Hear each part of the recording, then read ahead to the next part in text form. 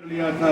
जो कथा परीक्षित को तारने वाली है, ईश्वर ने हम पर कृपा करी है, वो कथा हमारे घर में हो रही है, हमारे गांव में हो रही है।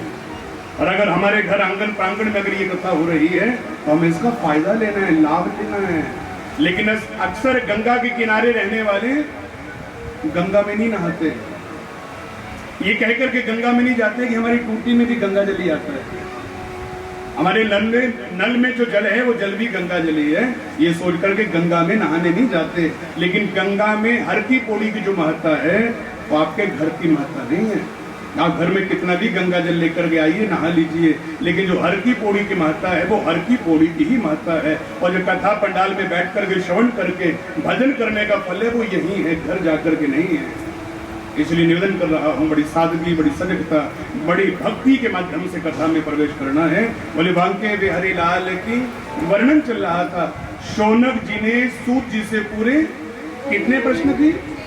6 प्रश्न किए। आइए इन प्रश्नों को जानते हैं। आज की कथा में प्रश्न किए हैं, 7 दिन की कथा, इन प्रश्नों का उत्तर ही है। पहला प्रश्न किया गया, गुरुजी ये जीवन का सार क्या है? ईश्वर ने हमें ये जिंदगी क्यों दी है, ये जीवन क्यों दिया है, ये जीवन का सार क्या है, यानी जीवन का निचोड़ क्या है? ये पहला प्रश्न। दूसरा प्रश्न किया, आप कहते हो कि भगवान धर्म यथाविधि धरा पर सारे संसार का निर्माण करते हैं, और अगर परमात्मा सारी धरा का, सारे संसार का, सारे ब्रह्मांड का निर्माण करते हैं, तो ब्रह्मांड का निर्माण करने वाले भगवान बार बार धरती पर क्यों आते हैं? अगर भगवान ये दुनिया बनाने वाले हैं तो दुनिया बनाने के बाद भगवान दुनिया में क्यों आते हैं? जब भगवान इतना बड़ा ब्रह्मांड, इतनी बड़ी दुनिया बना सकते हैं, क्या वो दुनिया बनाने वाला भगवान दुनिया में आने वाले विकारों का शमन नहीं कर सकता? जो इतना बड़ा ब्रह्मांड बना सकता है कि वो ब्रह्मांड में आने वाले वायरस को स्कैन नहीं कर सकता? और अगर कर सकता है तो फिर भगवान को धरती पर बार बार क्यों आना पड़ता है? और तीसरा प्रश्न किया, माना कि भगवान आते हैं, और अगर भगवान आते हैं तो फिर भगवान के कितने अवतार हुए? भगवान धरती पर आते हैं, भगवान के कितने अवतार हुए?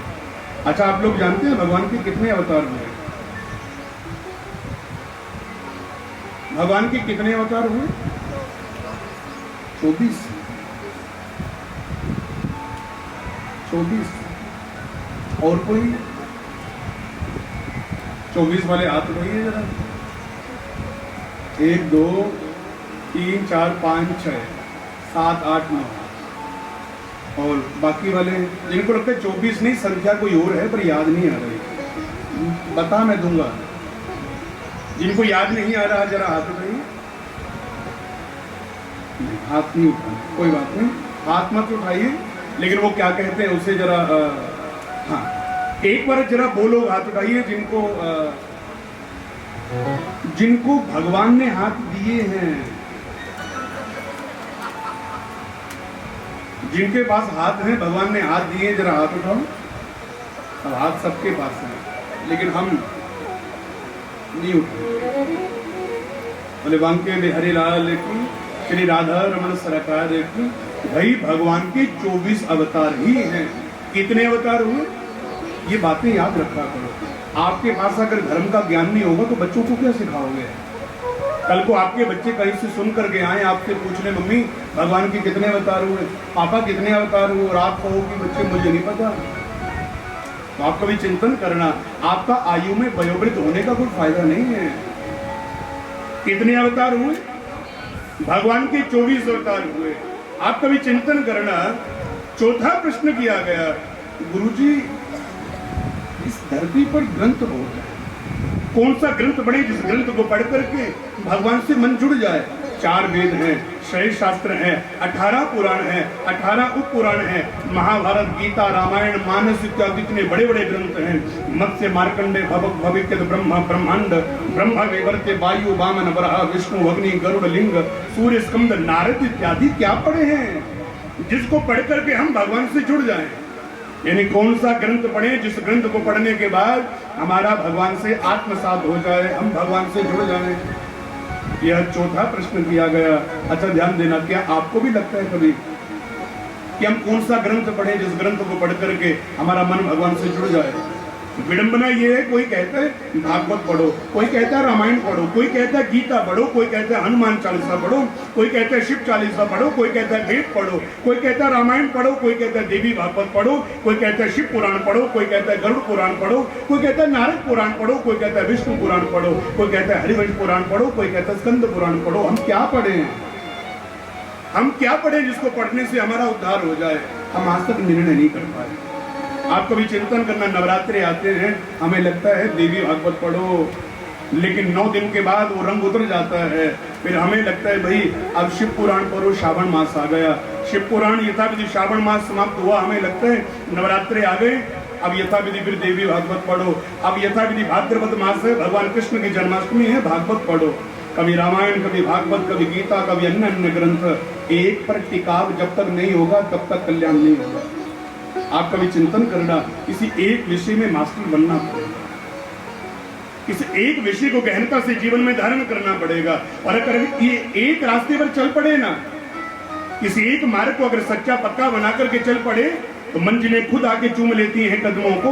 मुसाफिर घर अपनी हिम्मत ना हारे। रास्ते व्यक्ति के कदमों के नीचे होते हैं, पर चलने वाले का हौसला हारना नहीं चाहिए। और आप कभी चिंतन करना, यहाँ शौनक जी ने कहा क्या पढ़े, कौन सा ग्रंथ पढ़े जिस ग्रंथ को पढ़ने के बाद सीधा परमात्मा की प्राप्ति हो जाए, परमात्मा का आत्मसात हो जाए, दर्शन हो जाए। 5वां प्रश्न किया गया, गुरुजी जीवन का लक्ष्य क्या है? हमें जाना कहाँ है? हमारी मंजिल क्या है? अच्छा, कि हमने भी कभी सोचा कि हमारा लक्ष्य क्या है? हमारे जीवन की लक्ष्य क्या है, मंजिल क्या है? बड़ा साधारण है। क्या लक्ष्य है? हमारा लक्ष्य है मोक्ष प्राप्त करना।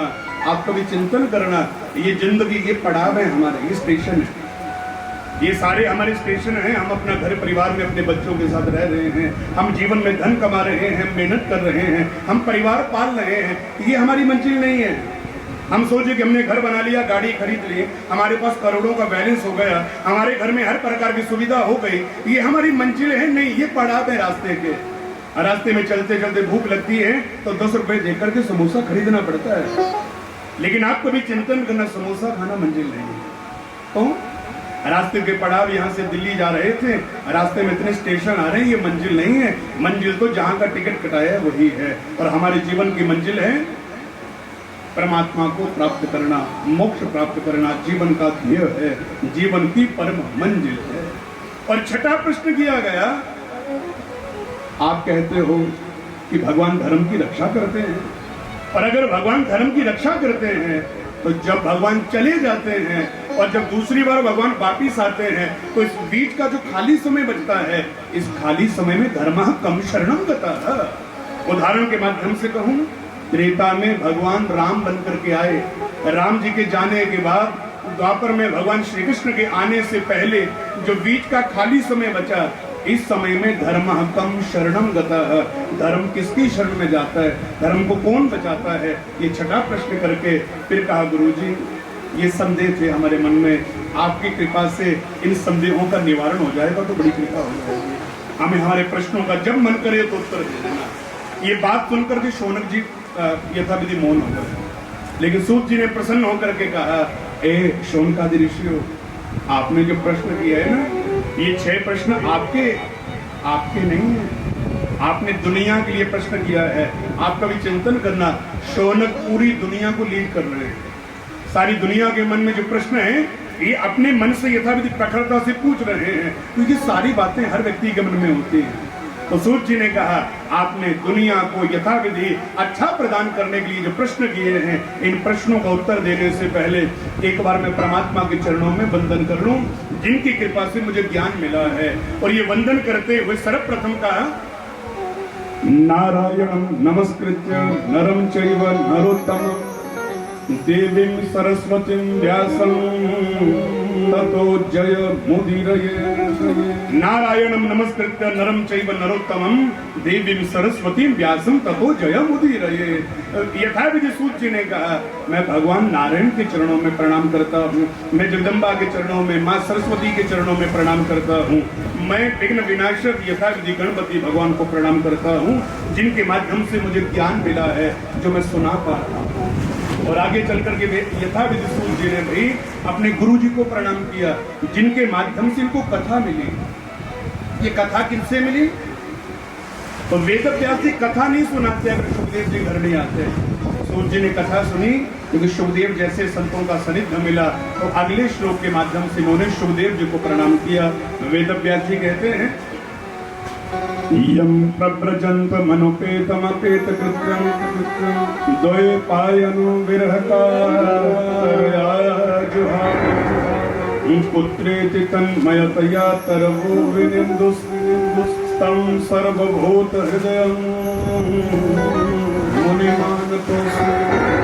मैं कथा के परम प्रवक्ता श्री सुखदेव जी महाराज के चरणों में वंदन करता हूँ, प्रणाम करता हूँ, नमन करता हूँ। ये सुखदेव जी कैसे हैं? तो कह दिया यम प्रव्रजंत, जो जन्मते परिव्राजक बनकर के, बैरागी बनकर के, सन्यासी बनकर के घर से निकल गए थे।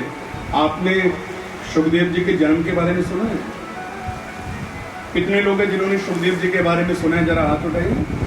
1 2 3 4 5 6। और जिन्होंने नहीं सुना है वो संक्षेप के माध्यम से सुनते हुए चलना। ध्यान देना, ऐसा वर्णन मिलता है 12 वर्ष तक सुखदेव जी माँ के गर्भ में रहे, 12 वर्ष तक। और जब 12 वर्ष का जब समय अंतराल जब पूर्ण होने को आया, तो व्यास जी की पत्नी को मानो ऐसा प्रतीत होता है जैसे गर्भ में को भक्त भक्ति कर रहा है, भगवान के मंत्र सुनाई देना, यथाविधि भक्ति में बार बार वातावरण बना रहना, ये सारे दृश्य अनुभूत करने के बाद एक दिन व्यास जी की पत्नी गिटिका ने वेद व्यास जी से कहा, पतिदेव 12 वर्ष हो गए उस शुभ को मेरे गर्भ में गए हुए, लेकिन आज तक मैं उस गर्भस्थ शिशु का दर्शन नहीं कर पाए। मेरा मन करता है उस भक्त रूपी बालक का मैं दर्शन करूं। तो वेद व्यास जी ने प्रार्थना करी, बेटा गर्भ से बाहर आ जा। हमारी माता इन गर्भ जनित पीड़ाओं को सहन नहीं कर पा रही। गर्भ से आवाज आई, मैं नहीं आऊंगा, मैं नहीं आऊंगा। तो बेटा प्रकृति का नियम है, तुम्हें आना ही पड़ेगा। तो भीतर से आवाज आई, पिताजी ये दुनिया माया है, और अगर मैं गर्भ से बाहर आ गया तो मैं भगवान की माया में जकड़ जाऊंगा, और अगर मैं भगवान की माया में जकड़ गया तो मुझे भगवान भूल जाएंगे। गर्भ में दुख है, गर्भ में कष्ट है, लेकिन एक फायदा है, निरंतर भजन हो रहा है। गर्भ से बाहर आ गया, ये मेरा ये तेरा, इसमें अगर फंस गए तो फिर भगवान भूल जाएंगे, मैं भजन नहीं कर पाऊंगा। वेद व्यास जी ने जब बार बार कहा, बेटा आना ही पड़ेगा, प्रकृति का नियम है। अगर गर्भ से फिर आवाज आई, पिताजी अगर आना ही पड़ेगा तो मेरी शर्त है, और मेरी शर्त यह है, दुनिया को बनाने वाला भगवान गर्भ में आकर के मुझे वचन दे कि बेटा जिस प्रकार तुम गर्भ में रह करके मेरे नाम का भजन, मेरे नाम की भक्ति कर रहे हो, अगर तुम गर्भ से बाहर भी चले गए, मेरी माया का तुम्हारे ऊपर कोई भी प्रभाव नहीं पड़ेगा। अगर भगवान वचन देंगे तो जाऊंगा, नहीं तो नहीं जाऊंगा। धन्य है सुखदेव जी की भक्ति। वेद व्यास जी ने भगवान से प्रार्थना करी, प्रभु बड़ा हठी भक्त है आपका, आप दर्शन दे दो इसे। तो भगवान को माँ के गर्भ में जाना पड़ा भक्त के लिए, और माँ के गर्भ में जाकर के सुखदेव जी को दर्शन दिया, बेटा गर्भ से बाहर चला जा, तुम्हारी माता इन गर्भजनित तो पीड़ाओं को सहन नहीं कर पा रही। सुखदेव जी ने कहा, प्रभु मैं नहीं जाऊंगा, मैं नहीं जाऊंगा। कहा क्यों? का गर्भ में दुख है, गर्भ में कष्ट है, लेकिन एक फायदा है, मैं निरंतर भगवान का भजन कर रहा हूँ, यहाँ मुझे कोई यथाविधि विपत्ति नहीं है, आपके सुमिरन में लगा हुआ हूँ, तो मुझे दुखों का आभास नहीं होता। लेकिन अगर मैं गर्भ से बाहर चला गया, आपकी माया मुझे पकड़ लेगी, जकड़ लेगी, और अगर मैं माया के बंधन में बंध गया तो मुझे आप भूल जाओगे प्रभु। इसलिए मैं जहाँ जाकर के आप भूल जाओ, ऐसी दुनिया में मैं नहीं जाना चाहता। भगवान ने कहा, बेटा प्रकृति का नियम है, तुम्हें जाना पड़ेगा। तो सुखदेव जी ने कहा, फिर मुझे वचन दो, मुझे वचन दीजिए कि मैं जिस प्रकार गर्भ में रह करके आपके नाम का भजन कर रहा हूँ, अगर मैं गर्भ से बाहर भी चला गया, आपकी माया का मेरे ऊपर कोई प्रभाव नहीं पड़ना चाहिए, और अगर आप मुझे वचन देते हो तो जाऊंगा, नहीं तो नहीं जाऊंगा। धन्य है सुखदेव जी की भक्ति। भगवान ने गर्भ में वचन दिया, बेटा मैं तुम्हें वचन देता हूँ, जिस प्रकार तुम गर्भ में रह करके मेरे नाम का भजन कर रहे हो, अगर तुम गर्भ से बाहर भी चले गए, मेरी माया का तुम्हारे ऊपर कोई भी प्रभाव नहीं पड़ेगा। और ये वचन देकर के भगवान अंतर ध्यान हुए। 12 साल के बाद सुखदेव जी माँ के गर्भ से बाहर आए, और जैसे माँ के गर्भ से बाहर आए, सच में माया का कोई प्रभाव नहीं पड़ा। माया क्या है? प्रकृति के अनुसार धीरे धीरे बढ़ना। सुखदेव जी प्रकृति के अनुसार नहीं बढ़े। जैसे बालक का जन्म हुआ एकदम से शरीर बढ़ गया, मानो 12 ही साल के हो गए। शरीर उत्तरोत्तर गति से बढ़ा, जन्मते ही बच्चा 12 साल का देखने को लग रहा है। आप कभी चिंतन करना, ये जन्मते 12 वर्ष के कैसे हो गए? तो इसको एक उदाहरण के माध्यम से समझना। जैसे मानिए कि कोई व्यक्ति आर्मी की सर्विस करके आए, और जो आर्मी की सर्विस करके जब वो घर आया, 1-2 साल के बाद उसने सोचा भाई घर में गुजारा नहीं है, बच्चे छोटे हैं अभी, तो सोचा कोई और नौकरी करनी पड़ेगी। तो आकर के स्टेट गवर्नमेंट में ज्वाइन करता है।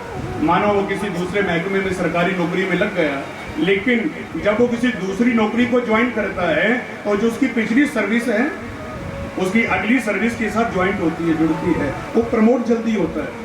आप कभी चिंतन करो, उसने जो 17 वर्ष या जो 20 वर्ष जो देश की सेवा के लिए दिए हैं, वो सारी सर्विस काउंट होती है आगे जाकर के, और जब आगे जुड़ी तो वो जल्दी प्रमोट हो गया। उससे पहले वाले लगे हुए लोग वो धीरे धीरे आगे बढ़ रहे हैं। निस्संदेह वैसे ही यहाँ पर नियम लागू हुआ।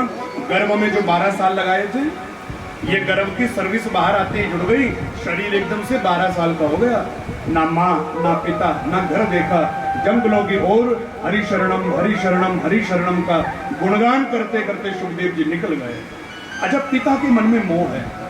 वेद व्यास जी पीछे भाग रहे, बेटा बेटा बेटा। एक भी बार बेटे ने पीछे मुड़ करके नहीं देखा, ये जंगलों में जाकर के प्रवेश कर गए। वेद व्यास जी बेटा बेटा बेटा पुकार रहे हैं, पर बेटे ने एक भी बार पीछे मुड़कर के उत्तर नहीं दिया। लेकिन जंगलों से प्रतिध्वनि आ रही है। प्रतिध्वनि यानी इसको उदाहरण के माध्यम से समझना। जैसे हम कई बार जंगल में या कहीं किसी नदी के तट पर खड़े होकर के या बड़ी घनी आबादी में खड़े होकर के अगर हम कुछ जोर से बोलते हैं तो हमारी आवाज हमें बार बार टकरा करके सुनने को मिलती है, ये प्रतिध्वनि है। कभी जंगल में जाकर के जोर से बोले तो क्या होता है? हमारी आवाज हमें बार बार सुनने को मिलती है, ये प्रतिध्वनि है। वेद व्यास जी जंगल में कहें बेटा, तो जंगलों से प्रतिध्वनि आ रही है, बेटा बेटा बेटा बेटा बेटा। कौन बेटा? कैसा बेटा? किसका बेटा? अरे व्यास जी, जिसे आप बेटा कह रहे हो, ये ना जाने कितने जन्म आपका बेटा बना, तो कितने जन्म आप इसके बेटे बने। कब कहां कौन किसके घर में क्या रूप संबंध धारण करके आ जाए, इसका कोई पता नहीं है। इसको भी अगर उदाहरण के माध्यम से समझ करके चले तो जैसे घर में दादाजी की मृत्यु हुई, और घर में दादाजी की मृत्यु होने के बाद जो घर में बच्चा हुआ, जब वो बच्चा धीरे धीरे बड़ा होने लगा तो बच्चे की बातें, बच्चे का स्वभाव, बच्चे का रहन सहन देख करके हमने कहा ये तो लगता है दादा ही आ गए। कई बार बच्चों को देख करके हम अपने बुजुर्गों से जोड़ते हैं। हम अपने बच्चों को देखकर ये तो ना दादी है, पूरी दादी भी ऐसी थी या दादा भी ऐसे ही थे। अच्छा, कहते नहीं कहते? बिल्कुल कहते हैं, लेकिन दादा ही आ गए ऐसा कहने वाला कि अपने बच्चे को दादाजी बोलता है? क्यों नहीं बोलता? आपने तो माना कि दादा ही आ गए।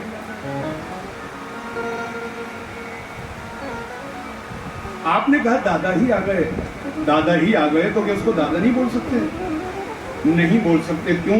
क्योंकि अब वो आत्मा जिस शरीर में बैठी है और शरीर दादा का नहीं है। आत्मा दादा की हो सकती है, लेकिन शरीर दादा नहीं, शरीर हमारे बेटे का है। और ध्यान देना, वो आत्मा जिस घर में जिस रूप में आ जाएगी, उसको वैसे ही यथाविधि संबंध से जोड़ा जाएगा और पुकारा जाएगा, इसमें संदेह नहीं है। बोले बांके वे हरे लाल की। जैसे एक उदाहरण के माध्यम से समझे, गांव में एक बहुत बड़ी बिल्डिंग बनाई, उसमें यथाविधि 4 डॉक्टर बैठ गए, मरीजों का इलाज होने लगा। उस बिल्डिंग का नाम क्या हो गया? उस बिल्डिंग का नाम हॉस्पिटल हो गया। अब आप कभी चिंतन करना, अगर उसी ही बिल्डिंग में अध्यापक बैठ जाए, बच्चों को पढ़ाने लग पड़े, तो उस बिल्डिंग का नाम विद्यालय हो गया।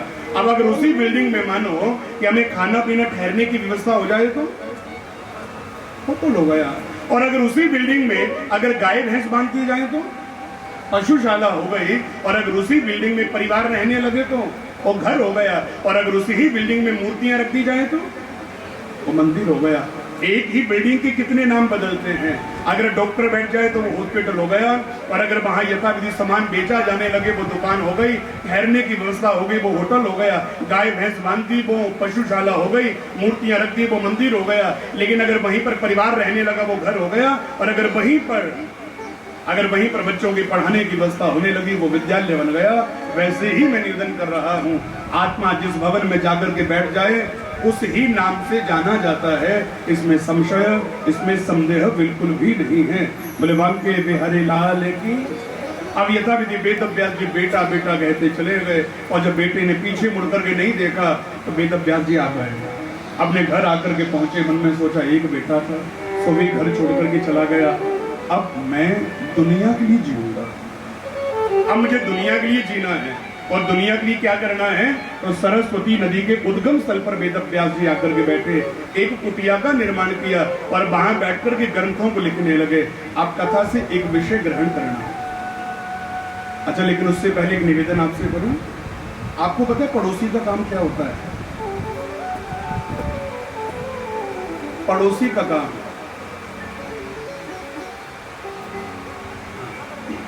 आप गलत समझ रहे हो।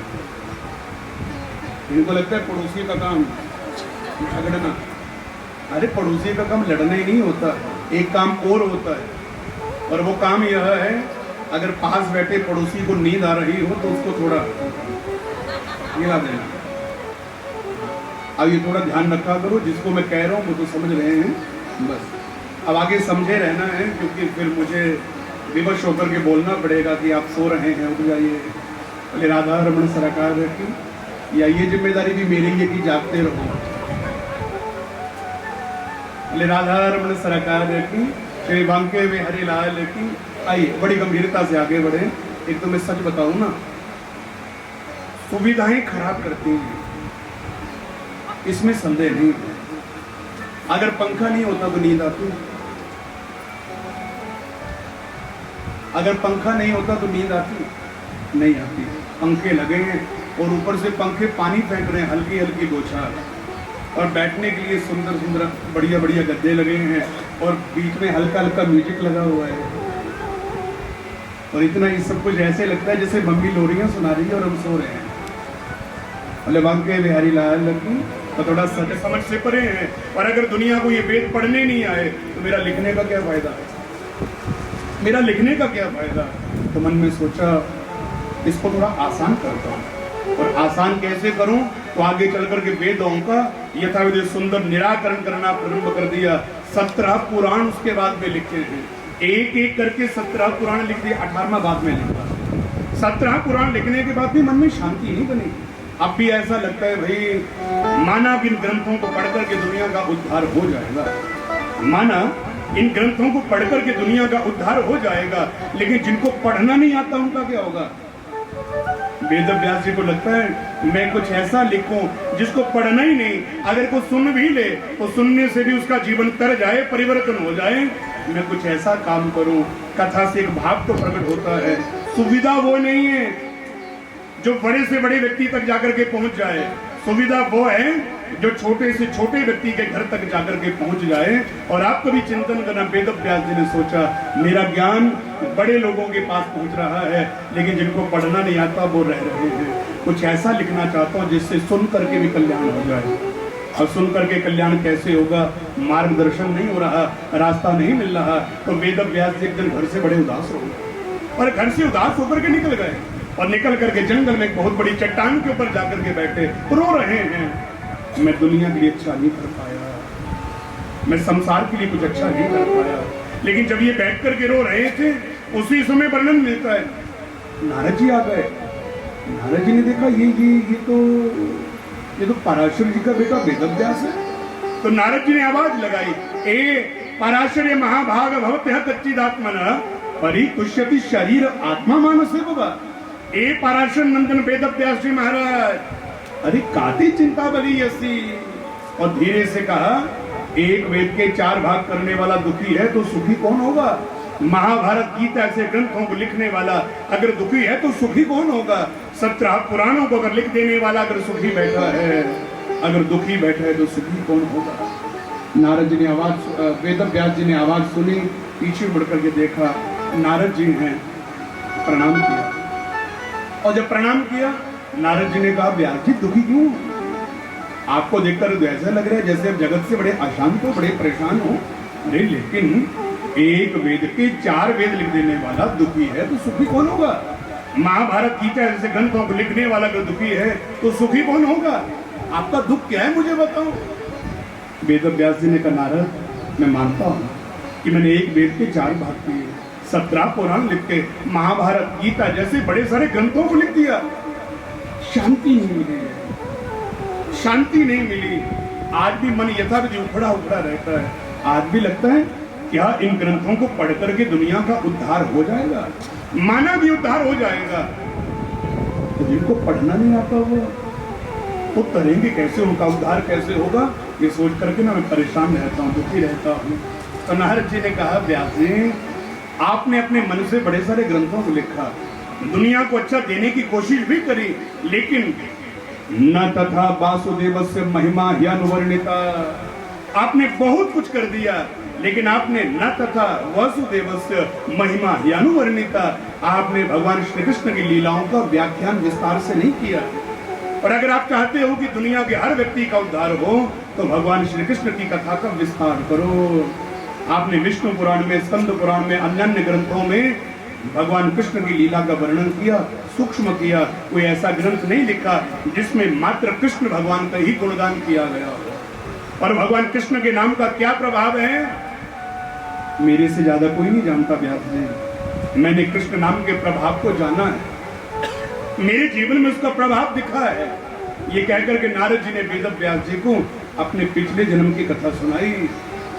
नारद जी ने कहा, व्यास जी आज बीना हाथ में लेकर के घूमता हूँ, दुनिया पहचान लेती है मुझे, ये भगवान विष्णु का भक्त है। मैं ऐसे ही भक्त नहीं बन गया, ऐसे मुझे बीना नहीं मिल गई, ऐसे मेरा नाम भगवान से नहीं जुड़ गया। मैंने जीवन में बड़ा संघर्ष किया है। आपको भी चिंतन करना, ऊंची पदवी पर बैठा व्यक्ति हर व्यक्ति को दिखता है, लेकिन उस पदवी को पाने के लिए उसने कितनी रातें जाग करके संघर्ष किया है, ये संघर्ष कोई नहीं जानता, ये संघर्ष को कोई नहीं देखता। एक बड़ी कुर्सी पर बैठा जिले का कलेक्टर सभी को अच्छा लगता है, लेकिन जिसको उस पदवी को पाने के लिए उसने जो दिन रात एक करके संघर्ष किया, ये संघर्ष किसी के नजरों में नहीं आता, ये कोई नहीं देखता। और यथाविधि नारद भी कह रहे हैं, मैंने भी संघर्ष किया है। आज बीना हाथ में लेकर के घूम रहा हूं, भगवान विष्णु के नाम से मेरा नाम जुड़ा है, तो ऐसे नहीं जुड़ गया। इसके पीछे संघर्ष का एक बहुत बड़ा विस्तार है। और फिर नारद जी ने कहा, मैं तुम्हें अपने पिछले जन्म की बात बताता हूँ। व्यास जी, मैं पिछले जन्म में एक नितांत गरीब दासी का बेटा था। मैं भी छोटा ही था जब मेरे पिता का देहांत हो गया था, लेकिन मेरी सारी जिम्मेदारियों का बोझ मेरी माँ के कंधों के ऊपर आ गया।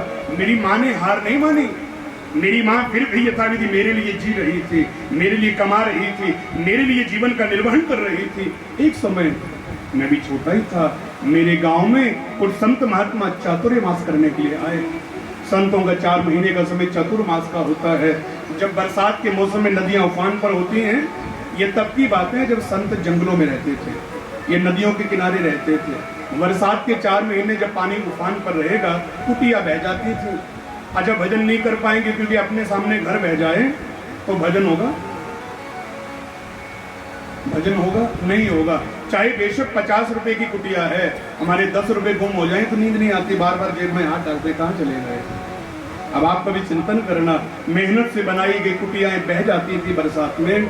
संतों को लगता था यहाँ रहेंगे तो टेंशन पड़ेगी, वही कुटिया बह गई, दोबारा बनानी पड़ेगी। ये 4 महीने निकल जाते थे वहां से।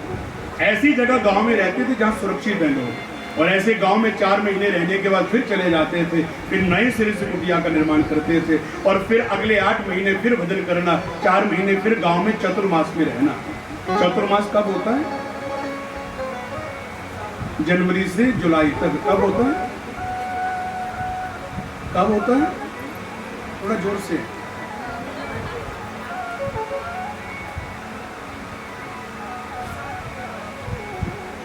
चातुर्मास कब होता है? जनवरी से। अब एकदम में तो बोल पड़े सारे, जनवरी से जुलाई। जनवरी से जुलाई नहीं होता, बरसात के मौसम में होता है।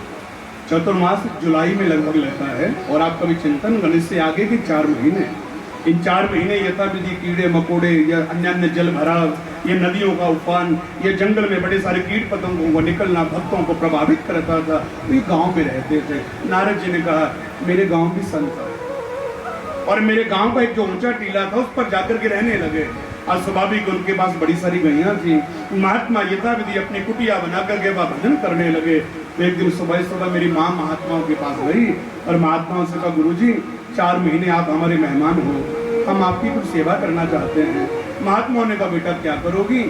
तो मेरी माँ ने कहा कि मैं आपकी गैया चरा दिया करूंगी। महात्मा ने कहा कोई बात नहीं, गैया वैसे भी चरानी है, तुम चरा दिया करो। मेरी मैया ने महात्माओं की गैया चराने का काम ले लिया। लेकिन गैया चराने के लिए जो मैया जाने लगी तो मैया ने महात्माओं से कहा गुरुजी अब मैं तो गैया चराने चली जाऊंगी, मेरा मन घर में रहेगा। मैं तो गैया चराने चली जाऊं पर मेरा मन घर में ही रहेगा। क्यों? क्योंकि घर में मेरा बेटा है और अभी छोटा है, मेरा मन यही रहेगा कहीं मेरे बच्चे को भूख नहीं लगी हो, कोई प्यास नहीं लगी हो, कोई बच्चा घर से बाहर ना निकल जाए, कहीं कुछ हो ना जाए, मैं डरती रहूंगी। और अगर मेरा मन घर में रहा तो काम नहीं हो पाएगा। प्रार्थना करके मेरी मैया ने महात्माओं को कहा गुरुजी मैं जब गैया चराने जाया करूंगी अपना बेटा ना आपके पास छोड़ूंगी। मेरा बेटा बड़ा शरीफ है, बड़ा अच्छा है, शरारत नहीं करता, चुपचाप बैठा रहेगा, और जब मैं गैया चरा करके आऊंगी तो अपने बेटे को ले जाऊंगी। महात्मा ने कहा कोई बात नहीं, जहाँ इतने सारे छोटे छोटे चेले मेरे साथ रहते हैं तुम्हारा बेटा भी रह लेगा। माँ मुझे महात्माओं के पास बैठा करके वहां से रोज गैया चराने चली जाती।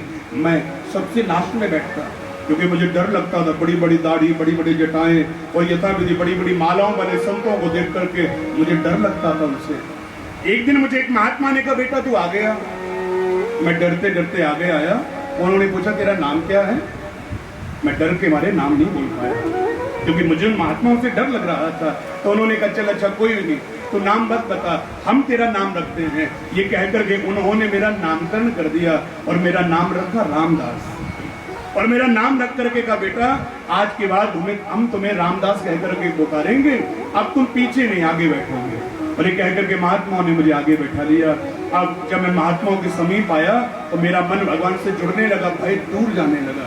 और जब भय जब दूर जाने लगा तो फिर महात्मा मुझसे श्री कृष्ण गोविंद हरे मुरारी हे नाथ नारायण वासुदेवा कीर्तन करने के लिए कहते। मैं कीर्तन करता, मैं गुणगान करता, और ये गुणगान करते करते 4 महीने कैसे बीत गए इसका कोई पता नहीं चला। ये गुणगान करते करते 4 महीने कैसे बीत गए इसका कोई पता नहीं चला।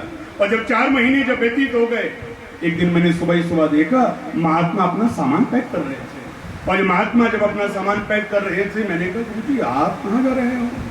महात्मा ने कहा बेटा जहां से आए थे वहीं जा रहे हैं। वज्रिकाश्रम के जंगलों में रहते हैं, अब यथाविधि समय हो गया, अब बड़े आराम से अपने वहां जाकर के भगवान का गुणगान करेंगे। मैंने उनसे रोक करके कहा गुरुजी आपके बिना मन नहीं लगेगा, आपके बिना मन नहीं लगेगा, मुझे भी अपने साथ ही लेकर के चल पड़ो। 4 महीने जो आपके साथ बैठ करके भजन किया है, भजन में मन लग गया है, अब भजन के बिना नहीं रह सकूंगा, आपके साथ जाना चाहता हूँ। महात्मा ने मना कर दिया खबरदार अगर दोबारा कहा हम तुम्हें अपने साथ नहीं लेकर के जा सकते। मैंने कहा गुरुजी क्यों नहीं लेकर के जा सकते? तो महात्मा ने कहा बेटा तुम गृहस्थी हो, और गृहस्थी में जब तक माँ की आज्ञा नहीं होती गृहस्थी घर नहीं छोड़ सकता। और अगर तुम घर छोड़ना चाहते हो माँ से आज्ञा लो जाकर के, और अगर तुम्हारी माँ आज्ञा देती है कि हमारे साथ चल पड़ना।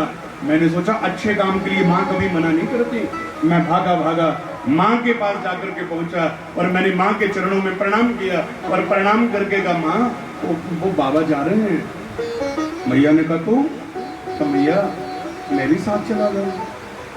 महात्मा के साथ मुझे भजन करना और रहना बड़ा अच्छा लगता है, तुम अगर आज्ञा दो मैं महात्माओं के साथ चला जाऊं क्या? मैया ने कहा पागल हो गए क्या? अगर जंगलों में महात्माओं के साथ चला गया तो घर में तेरी माँ का सहारा कौन बचेगा? तेरे लिए जीवन जी रही हूँ, तेरे लिए संघर्ष कर रही हूँ, और अगर तुम ही चले गए मेरे जीवन का सहारा कौन रहेगा? खबरदार अगर दोबारा कहा तो मैं तुम्हें नहीं जाने दूंगी। मैंने कहा माँ चोरी थोड़ी करूंगा, गलत काम थोड़ी ना करूंगा, पाप थोड़ी करूंगा, भजन करूंगा। माँ ने कहा मैं तुम्हें नहीं भेजूंगी। मैं रोते रोते यथाविधि गुरु जी के पास पहुंचा और मैंने गुरु जी को प्रणाम करके, गुरु जी माँ मना कर रही है, माँ भेजने से मना कर रही है, क्या कोई और तरीका है? महात्माओं ने कहा एक तरीका है, और वो तरीका यह है, ये संसार नश्वर है और नश्वर संसार का नियम है, जातस्य ही ध्रुवम मृत्यु ध्रुवम जन्म मृतस्य। जो जन्म लेता है उसे मरना ही पड़ता है, आज नहीं तो कल तुम्हारी माँ का देहांत भी होगा, और जब तुम्हारी माँ का देहांत हो जाएगा तुम्हें को रोकने टोकने वाला नहीं होगा, फिर हमारे पास आ जाना, बद्रिकाश्रम में मिलेंगे। नारद ने कहा भैया तब तक मन कैसे लगेगा? तो संतों ने मंत्र दे दिया, ओम नमो भगवते वासुदेवाय। यह मंत्र देख करके कहा अब इस मंत्र का गुणगान करना, और जब मां नहीं रहेंगी तो बद्रिकाश्रम के जंगलों में हमारे पास आ जाना, हम तुम्हें शिष्य के रूप में स्वीकार कर लेंगे। ये कह करके व्यास जी संत वहां से चले गए, वो महात्मा वहां से वापिस चले गए। मेरा मन उनके बिना पहले तो लगा नहीं, लेकिन फिर भी मैं जंगल में एकांत में बैठ करके श्री कृष्ण गोविंद हरे मुरारी हे नाथ नारायण वासुदेवा भगवान का गुणगान करने लगा। और फिर बीच बीच में उनके द्वारा दिया गया मंत्र ओम नमो भगवते वासुदेवाय, ओम नमो भगवते वासुदेवाय सुमिरन करने लगा। और ये सुमिरन करते करते कई वर्ष व्यतीत हो गए। एक दिन मैं सुबह सुबह जंगल में बैठ करके भगवान का भजन कर रहा था, तो मुझे प्रातःकाल सूचना मिली, मेरी मां सुबह सुबह गौशाला में गोधन करने के लिए जा रही थी। एकदा निर्गता गेहा, मेरी माँ सुबह सुबह गौशाला के लिए गोदोहन करने के लिए चली। सामने एक विषधर सांप बैठा हुआ था, अंधेरे में माँ को दिखा नहीं, और गलती से माँ ने सांप के ऊपर पांव रख दिया और गुस्से में आकर के सांप ने डंक मार दिया। सांप इतना जहरीला था, क्षण भर में माँ का देहांत हो गया, माँ की मृत्यु हो गई। मैं तो जंगल में बैठा था।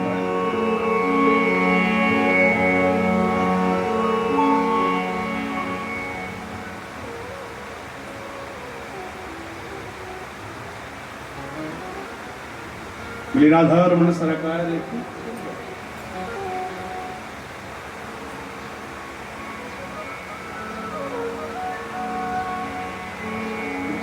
बोले बांके बिहारी लाल श्री राधा रमण सरकार की। नारद जी ने कहा मुझे जब सूचना मिली ना कि माँ का देहांत हो गया, मैं बड़ा रोया, बिलखने लगा। मेरी माँ मुझे छोड़ करके चली गई और रोते रोते मैं अपने घर आकर के पहुंचा। माँ का पढ़ा हुआ शब्द देखा, मुझसे सहा नहीं जा रहा था। लेकिन जब मैं रोने लगा ना तो गांव के लोगों ने आकर के मुझे दिलासा दिया, बेटा रोते नहीं है, ये नियम ही है जिंदगी का, आया है सो जाएगा। राजा रंग फकीर, कोई सिंहासन चढ़ चला कोई पकड़े बैठ जंजीर, कोई सिंहासन चढ़ चला कोई पकड़े बैठ जंजीर। दुनिया का नियम है, मरना सभी को है, लेकिन तेरे रोने से कुछ नहीं होगा। और सुन, हम है ना, हम तुम्हारे साथ खड़े हैं। लोगों ने मुझे हौसला दिया। माँ के अंत्येष्टि इत्यादि संसारों से निवृत्ति हुई, और उसके बाद जब धीरे धीरे समय बढ़ने लगा, मैंने देखा कि जो लोग कहते थे ना हम तुम्हारे, एक एक करके दूर होने लगे, भागने लगे। जो लोग मेरे साथ देने की बात करते थे, अब लोग मुझसे दूरियां बना करके बैठ गए। मैंने सोचा ये लोग मुझसे दूर हो रहे हैं, मेरे साथ कोई नहीं बैठना चाहता, कोई बात नहीं करना चाहता। मैं अशांत हो गया, परेशान हो गया। और एक दिन मैं घर से इतना दुखी हो गया, मैंने सोचा मेरा कौन है। तो मुझे याद आई, संतों ने कहा था जब तुम्हारा कोई नहीं रहेगा हमारे पास आ जाना, बद्रिकाश्रम में मिलेंगे।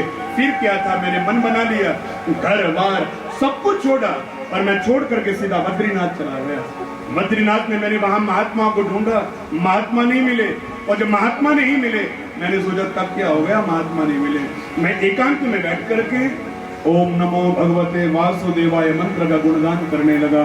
गुणगान करते करते कई वर्ष व्यतीत हो गए, और जब कई वर्ष जब व्यतीत हो गए, एक दिन अचानक मैं आंखें बंद करके भगवान का भजन कर रहा था, तो मुझे ऐसा लगा जैसे मेरे सामने कोई खड़ा है। मैंने आंखें खोली तो मैंने देखा शंख चक्र गदा पद्म हाथ में धारण किए हुए मुझे साक्षात भगवान विष्णु का, नारायण का दर्शन हो गया। और जब मैंने नारायण भगवान का दर्शन किया, मैं बड़ा प्रसन्न हुआ। मैंने धरती पर गिर करके मनसा वाचा कर्मणा दंडवत प्रणमेद हुए, मैंने दंडवत होकर के धरती पर लेट करके प्रणाम किया। जैसे मैं प्रणाम करके उठा ना, भगवान गायब हो गए, भगवान मुझे छोड़ करके चले गए। मैंने कहा ये भगवान कहाँ चले गए। मैं जोर जोर से विलाप करने लगा, मैं रोने लगा, विलाप करने लगा। मेरे भगवान मुझे छोड़ करके कहां चले गए, परमात्मा मुझे छोड़ करके कहां चले गए। आकाशवाणी हुई, आकाशवाणी ने कहा बेटा इस जन्म में इतना ही दर्शन था, इस जन्म में इतना ही दर्शन हो सकता था, और दर्शन करने के लिए भजन करना पड़ेगा। इतना भजन करो, सृष्टि के अंत तक अगर भजन करते रहे, अगले जन्म में तुम्हें मैं स्वतः ही प्राप्त हो जाऊंगा। ये कहकर के वाणी मौन हो गई। फिर क्या था, मैंने सोच लिया राम जी को पाना है, नहीं तो मर जाना है, और राम जी को पाएंगे नहीं तो मर जाएंगे। ये संकल्प लेकर के मैं जंगल में भजन करने के लिए बैठा। बैठे बैठे युग कब परिवर्तन हो गया पता ही नहीं चला। और जब युग का परिवर्तन हुआ, सारी दुनिया जल में जब डूब गई, मैं भगवान का भजन कर रहा था और मैं भी उस दुनिया में यथाविधि समाप्त हो गया। लेकिन समाप्त होने के बाद मेरा समूल नाश नहीं हुआ। तो मैं भगवान का भजन कर रहा था, तो मैं भगवान नारायण में जाकर के विलीन हो गया। और जो अगला युग जब पुनः प्रारंभ हुआ, तो नारायण भगवान ने मुझे ब्रह्मा के मध्य में स्थापित कर दिया। और ब्रह्मा जब मानसी सृष्टि करने लगे, तो मैं ब्रह्मा का मानस पुत्र नारद बनकर के आया। लेकिन जब मैं नारद बनकर के आया, तो मैंने अपने पिताजी को कहा मुझे ज्ञान था जन्म से, क्योंकि पूर्व जन्म का भजन बड़ा था। और मैंने कल की कथा में कहा था, सत कभी जीवन में, भगवान का नाम कभी जीवन में नष्ट नहीं होता। नारद जी ने कहा पिछले जन्म का बैलेंस फुल था, और उस जन्म के आधार पर मुझे अगले जन्म में स्वतः ही भगवान के घर में जन्म मिला। मैं ब्रह्मा का मानस पुत्र हुआ। लेकिन मानस पुत्र होने के बाद भी मैंने पिताजी से कहा पिताजी मैंने घर में ही रहना, मैं अब भगवान का भजन करना चाहता हूँ। मेरे पिता ने कहा बेटा तुम्हें ऐसे भगवान नहीं मिलेंगे, अगर तो भगवान को पाना चाहता है तो मैं तुम्हें कुछ मंत्र सिखाता हूँ। इन मंत्रों का अगर तुम गुणगान करोगे तो मंत्र जपने से तुम्हें भगवान मिल जाएंगे। ये कहकर के मेरे पिता ने मुझे 4 मंत्र दिए। ये कहकर के मेरे पिता ने मुझे 4 मंत्र दिए। ये बातें कौन कह रहे हैं और किसको कह रहे हैं? ये बातें कौन किसको सुना रहा है? नारद जी वेद व्यास जी को सुना रहे हैं। हाँ, बोले वांके बिहारी लाल की वर्णन चल रहा था। मैंने सोचा कि कहीं आपका मन चला तो नहीं गया रसोई में, लेकिन अभी नहीं गए, अभी आप यहीं बैठे हैं। बोले वांके बिहारी लाल की। आइए बड़ी गंभीरता के माध्यम से आगे बढ़े। यथाविधि नारद जी ने कहा मेरे पिता ने मुझे 4 मंत्र सिखाए, 4 मंत्र मेरा जीवन बन गए। मैं 4 मंत्रों को जपते जपते जंगल पर बढ़ा, और रास्ते में मुझे शंख चक्र गदा पद्म हाथ में धारण किए हुए भगवान विष्णु की प्राप्ति हो गई। और जब मैंने भगवान विष्णु को देखा ना, मैं आश्चर्यचकित हो गया। लेकिन भगवान को जब मैंने देखा, शब्द था, बोलने में समर्थ नहीं था, लेकिन भगवान ने मुझसे कहा बेटा बड़ा सुंदर, बड़ा मधुर, बड़ा कर्ण प्रिय गाते हो, तुम्हारे शब्द बड़े सुंदर हैं। तुरंत बीना प्रकट करके देवदत्ता मिमां बीणां स्वर ब्रह्म विभूषिता, भगवान ने एक बीणा प्रकट करके मेरे हाथ में थमा करके कहा बेटा इस बीणा के ऊपर मेरे नाम के गुणगान किया करो, अब तुम्हारी जय जयकार होगी। अरे फिर क्या था, बीणा भगवान की, नाम भगवान का, यह दिया हुआ शरीर भगवान का, ये दुनिया भगवान की। मैं तो उनका गुणगान कर रहा था, और जब मैं उनका गुणगान करने लगा, आज जगत में हर व्यक्ति में मेरी पहचान हो गई, मैं भगवान विष्णु का भक्त हूँ। तो ये पहचान बनने का कारण भगवान विष्णु का नाम है। मैंने उनका नाम जपा, और नाम जपने से मेरा कल्याण हो गया। प्रार्थना करके कहा अगर आप भी यथाविधि भगवान के नाम का सुमिरन करोगे तो आपका भी मन भगवान से जुड़ेगा, और आपके साथ साथ पूरी दुनिया भी भगवान से जुड़ जाएगी, इसमें संदेह नहीं है। भगवान के भी हरिलाल शिविर पर बढ़ चला है। लेकिन अश्वत्थामा की पहली गलती, ब्राह्मण के माथे पर चंदन का, केसर का, गौरज का, किसी तीर्थ की माटी का तिलक होना चाहिए। लेकिन अश्वत्थामा ब्राह्मण है, पर तिलक भी लगाया तो रक्त का, खून का तिलक धारण कर लिया। इससे बुद्धि पहले ही भ्रष्ट हो गई। और दूसरी विडंबना, मारने किसको जा रहे हैं? पांडवों को मारने के लिए जा रहा है। महाभारत के युद्ध में जो भगवान पांडवों के रक्षक बनकर के रहे, वो अश्वत्थामा के हाथों मरने देंगे क्या? लेकिन अश्वत्थामा को लगता है कि मैं पांडवों को मार डालूंगा। ये सोच करके जंगल के रास्ते पांडवों के घर की ओर बढ़ा है। लेकिन रास्ते में अंधेरा हो गया, और जब अंधेरा हुआ तो दुर्योधन एक पेड़ था, अश्वत्थामा पेड़ के नीचे बैठा, और बैठ करके मन में सोचने लगा भाई वो 5 मैं अकेला हूँ, कैसे मारूंगा, क्या करूंगा, क्या करूंगा, क्या करूंगा। अभी सोच ही रहा था, तब तक एक मरा हुआ कौवा गोदी में गिर गया। और जब कौवा गोदी में गिरा, अश्वत्थामा ने सोचा कि कौवा कहां से आया। तो ऊपर देखा एक उल्लू एक एक करके कौवों को मार मार करके नीचे गिरा। बांके में हरिलाल ये बच्चे पीछे थोड़ा जोर से बोलना है जरा। अश्वत्थामा की गोदी में। अश्वत्थामा ने सोचा ये कौवा कहां से आया। तो ऊपर पेड़ पर देखा एक उल्लू एक एक करके कौवों को मार मार करके नीचे गिरा रहा था। और जब इस उल्लू को देखा, अश्वत्थामा सोचे भाई इतने सारे कौवे मिलकर के एक उल्लू को नहीं मार सकते। अब कौवा इतना बड़े पक्षी, इतनी बड़ी चोंच, आत्मरक्षा करने में समर्थ है, लेकिन एक उल्लू एक एक करके कौवों को मार रहा है, ये अपने आप को बचा क्यों नहीं पा रहे। लेकिन फिर मन में सोचा अरे अब पता लगा, कौवा पक्षी तो बड़ा है, आत्मरक्षा करने में तो समर्थ है, लेकिन विडंबना रात्रि में कौवा ढंग से देख नहीं पाता। और यथाविधि अश्वत्थामा ने मन में सोचा समय अनुकूल नहीं है, ये उल्लू दिन को देखने में समर्थ नहीं है लेकिन रात्रि में परम समर्थ है, लेकिन कौवा दिन में देखने में परम समर्थ है लेकिन रात्रि में इतना समर्थ नहीं है। मन में सोचा अच्छा रात के अंधेरे का फायदा लेकर के उल्लू एक एक करके कौवों को मार रहा है, सोचा क्यों ना मैं भी इस उल्लू की भांति सोए हुए पांचों पांडवों को मार दूं। निहत्थे होंगे, सो रहे होंगे, एक एक करके पांचों पांडवों को मार डालूंगा। ये सोच करके अश्वत्थामा पांडवों को मारने के लिए वहां से चल पड़ा। पर विडंबना, पांडवों को मारने की शिक्षा भी ली तो किससे ली,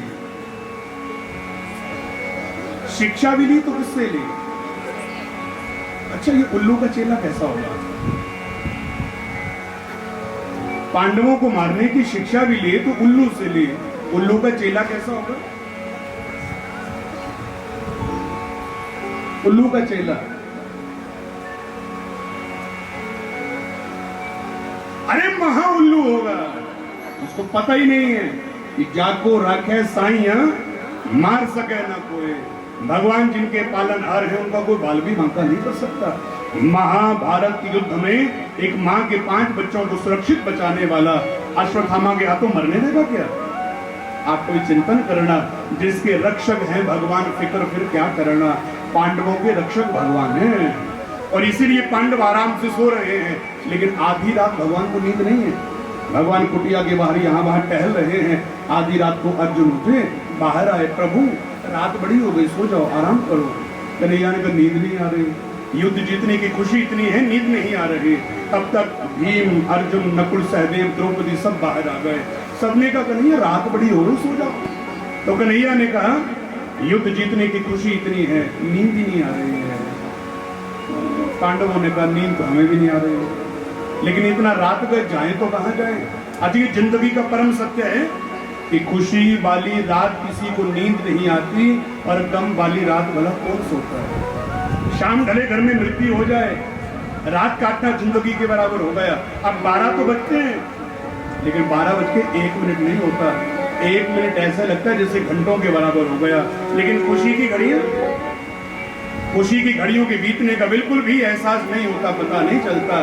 पांडवों ने भी कहा जीत की खुशी बड़ी है, नींद नहीं आ रही। भगवान ने कहा फिर कोई बात नहीं, हमारे साथ चलो। अब युद्ध जीत गए, राज्य हमारा हो चुका है, भविष्य की प्लानिंग करते हैं। कौन राजा बनेगा, कौन मंत्री बनेगा, कौन क्या क्या कार्यभार संभालेगा। मंत्रिमंडल का विस्तार करने के लिए भगवान पांडवों को अपने साथ लेकर के जंगल की ओर चले गए हैं। एकांत में बैठ करके भविष्य की प्लानिंग हो रही है। और उधर घर में अश्वत्थामा आकर के पहुंच गया। और जैसे अश्वत्थामा घर आकर के पहुंचा, अश्वत्थामा ने मन में सोचा भाई ये 5 हैं, मैं अकेला हूँ, और अगर ये उठ गए तो मुझे मार डालेंगे। तो मन में सोचा क्यों ना मैं सोए हुए 5 पांडवों को मार दूं, निहत्थे होंगे, और अगर निहत्थे हुए तो सबको मार डालूं तो किसी को पता ही नहीं चलेगा। जूते बाहर उतारे, दबे पांव पांडवों के शिविर में प्रवेश किया, लेकिन अंदर पांडवों के बच्चे सो रहे थे। तो इसने सोचा कि पांडव ही सो रहे होंगे, तीक्ष्ण धार तलवार निकाली, एक एक करके 5 पांडवों के बच्चों को पांडव समझ करके काट डाला। और बच्चों को काटने के बाद उनके सर अपनी पोटली में भरे और लेकर के अश्वत्थामा रणभूमि में चला गया। दुर्योधन के सामने पोटली रखी, ए दुर्योधन, जो काम तेरी विशाल सेनाएं नहीं कर पाई हैं, मैं करके आया हूं, बता तुम्हें किसका सर चाहिए। दुर्योधन ने सोचा भीम मेरा सबसे बड़ा शत्रु है, उसको तो मैं नहीं मार पाया, लेकिन उसके सर को अपने हाथों चकनाचूर करूंगा तो मुझे आनंद आएगा। कह दिया मुझे भीम का सर दो, पोटली खोल करके उसमें से बड़ा सा सर निकाला, सोचा भीम का ही होगा क्योंकि रक्त से लथपथ सर है। निकाल करके दुर्योधन को दिया, दुर्योधन ने वही सर लेकर के हवा में उछाला और जब नीचे आने लगा प्रहार किया और मसलने लगा। और जब सर को जब मसलने लगा तो सर टुकड़े टुकड़े होकर के धरा पर गिरने लगा। और जब सर टुकड़े टुकड़े होकर के धरा पर गिर रहा था, दुर्योधन रो पड़ा, ए अश्वत्थामा, अरे तूने सही नहीं किया, ये भीम का सर नहीं हो सकता। और अगर ये भीम का सर होता तो भीम के सर को फोड़ने के लिए मेरे पसीने निकल गए होते। कहीं तूने पांडवों के बच्चों को तो नहीं मार दिया? ये कहकर के पोटली में से सर निकाला, मुख से रक्त साफ किया। अरे राम, ये पांडव नहीं है, पांडवों के बच्चे हैं। अरे अश्वत्थामा, तुमने बड़ा अनर्थ कर दिया। ये 5 बच्चे थे जिनसे हमारा वंश आगे बढ़ने वाला था, तूने तो हमारा वंश ही समाप्त कर दिया। अकस्मात वर्ण शंकरो जायते, अब तो वर्ण शंकरों की उत्पत्ति होने वाली है। ये कहते कहते दुर्योधन मर गया है। लेकिन दुर्योधन के मरने के बाद अश्वत्थामा वहां से डर करके भाग गया। अश्वत्थामा ने सोचा अगर पांडवों को पता लगा वो मुझे छोड़ने वाले नहीं है। अश्वत्थामा वहां से भाग करके जंगल में जाकर के छुप गया। प्रातः काल द्रौपदी, अर्जुन, नकुल, सहदेव, कन्हैया इत्यादि अपने शिविर में आए। वो आकर के देखा कमरे में से रक्त की धारा बह रही है और धारा जब बहती हुई देखी, द्रौपदी भागी भागी भीतर गई। अरे राम, एक माँ के 5 बच्चों के शव अंदर खड़े। और जब 5 बच्चों की बिखरे हुए जब शव जब देखे, द्रौपदी रोती रोती बाहर आई है। ए अर्जुन, ए कन्हैया, ए नकुल, ए सहदेव, अरे तने भीतर जाकर के देखो, किसी पापी ने मेरे 5 बच्चों को मार डाला है। मेरे पुत्र, मेरे पुत्र, मेरे पुत्र कह करके माँ कुरुली पक्षी की भांति रक्त के आंसू बहा रही है। मेरे बेटे, मेरे बेटे, मेरे बेटे। द्रौपदी रो करके कहा, अर्जुन, मेरे बच्चों ने किसी का क्या बिगाड़ा था जो किसी पापी ने मेरे पुत्रों को मार दिया, सोए हुए बच्चों को मार दिया। मेरे बच्चे, मेरे बच्चे कह करके जब द्रौपदी रो रही थी तो अर्जुन क्रोध में आ गए। अर्जुन ने कहा, ए द्रौपदी, रो मत, मैं प्रण लेता हूं, शाम ढलने से पहले अगर मैं तेरे बच्चों के हत्यारे को नहीं मार पाया तो मैं सभी के सामने चिता लगाकर आत्महत्या कर दूंगा। कन्हैया से कहा, कन्हैया रथ निकालिए। कन्हैया के रथ में बैठ करके अर्जुन जंगल में यथाविधि गया। तो जाते जाते लोगों ने बताया अश्वत्थामा ने मारा है तेरे बच्चों को।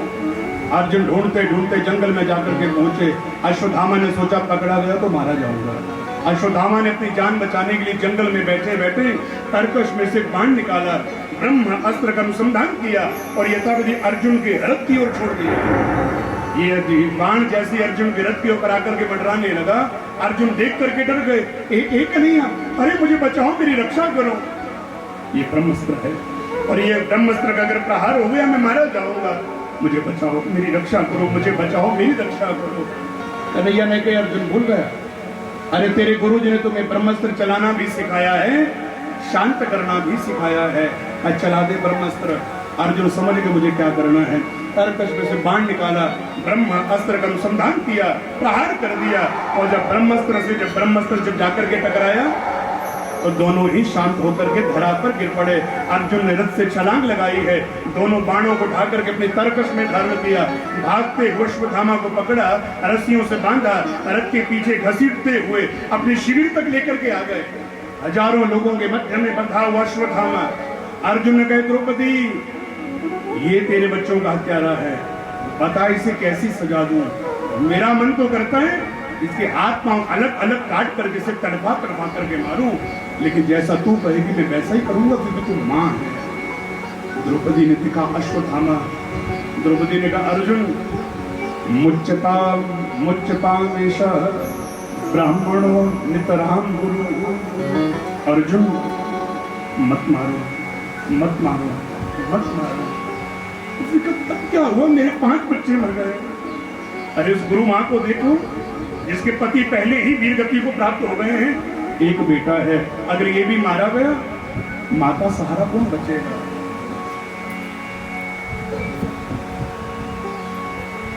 बोले राधा रमन सरकार की।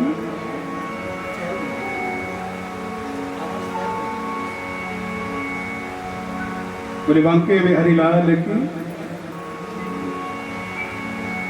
कैसे का बोल रहे श्री राधे।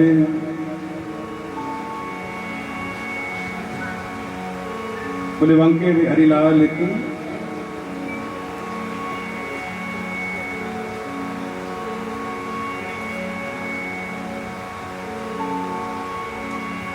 बोले वांके हरिलाल की। यथाविधि द्रौपदी ने कर अर्जुन तब क्या हुआ? मेरे 5 बच्चे मर गए, मेरे पति तो मेरे साथ हैं। अरे उस गुरु मां को देखिए, युद्ध में पति पहले ही वीरगति को प्राप्त हो गए हैं, एक बेटा बचा है, अगर वो भी मारा गया मां का सहारा कौन रहेगा? द्रौपदी ने रोते रोते अर्जुन जाके पैर न फटे विवाही, सो क्या जाने पीर पलाई। जिसने कभी कष्ट नहीं सहा और दूसरे के कष्टों को नहीं समझ सकता, मैं समझ सकती हूँ। मेरे 5 बच्चे मरे हैं और बच्चों के जाने का माँ के लिए क्या दर्द होता है, मेरे से ज्यादा कोई नहीं समझ सकता। अर्जुन, जिस आग में मैं जल रही हूँ, नहीं चाहती को दूसरी माँ भी चले। मेरे बच्चे मुझसे प्रकृति ने छीन लिए, एक दूसरी का माँ का बेटा नहीं छीनना चाहिए। आप माँ का बेटा गुरु दीक्षा के रूप में प्रदान कर दो। अर्जुन ने कहा पागल हो गई है क्या? मैंने प्रण लिया था शाम ढलने से पहले या तो मैं अपने बच्चों के हत्यारे को मारूंगा, ये मैं सभी के सामने चिता लगा कर आत्महत्या कर लूंगा। तू क्या चाहती है, मैं मर जाऊं? द्रौपदी ने कहा मैंने कभी नहीं कहा, मैंने कभी ऐसा नहीं कहा, लेकिन हाँ, हम जब जब संकट में पड़े हैं तो द्वारिकाधीश ने रास्ता दिखाया है। आज ये जो कहेंगे मैं मान लूंगी। और अर्जुन ने पूछा प्रभु आप बताओ मैं क्या करूं? द्रौपदी कहती है इसको मत मारो, लेकिन मेरी प्रतिज्ञा कहती है या तो इसको मारो नहीं तो स्वयं मर जाओ। अब आप बताओ मुझे क्या करना चाहिए? भगवान ने कहा मेरी बात मान लेगा? कहा प्रभु आज तक मानते आया हूँ, आज भी मानूंगा। तो भगवान ने कहा मेरा नियम कहता है ब्रह्म बंधुर न हंतव्य आतताई बधारण।